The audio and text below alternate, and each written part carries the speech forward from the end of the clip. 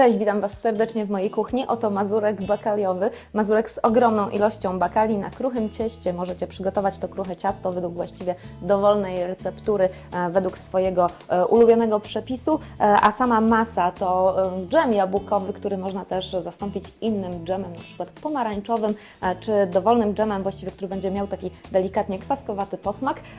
Masa bakali, tutaj są i migdały, i orzechy, i skórka z pomarańczy, rodzynki, żurawina, jest ich całe mnóstwo, jest bardzo bogaty smakowo, jeszcze ma taką dodatkowo skórkę przygotowaną z jajek z dodatkiem bułki tartej.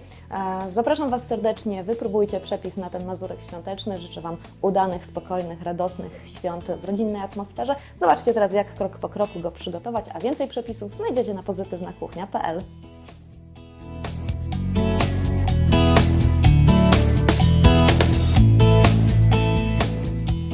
Wszystkie składniki na kruche ciasto zagniotłam w misce, odstawiłam na 30 minut do lodówki, potem 2/3 ciasta rozwałkowałam na dnie blaszki wyłożonej papierem do pieczenia, mocno podziurawiłam widelcem, 1/3 ciasta wykorzystałam do ozdobienia brzegów i wstawiam to teraz do piekarnika na około 20 minut.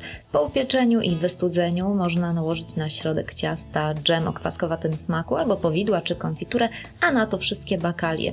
Masło trzeba rozmiksować, masło o temperaturze pokojowej, na puszysty krem, dodać najpierw jedno żółtko, a potem jedno całe jajko, a potem pozostałe składniki i całość rozmiksować na gładką masę, którą trzeba teraz wylać na wierzch ciasta.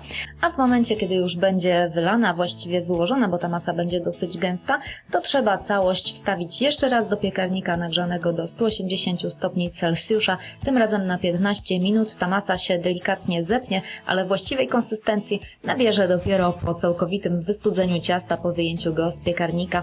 Potem mazurek trzeba pokroić w kwadraty i można śmiało zaczynać Wielkanoc. Jest pyszny, najlepiej smakuje następnego dnia. Mam nadzieję, że Wam się uda. Więcej przepisów znajdziecie na dorota.in. Do zobaczenia w kolejnych filmach.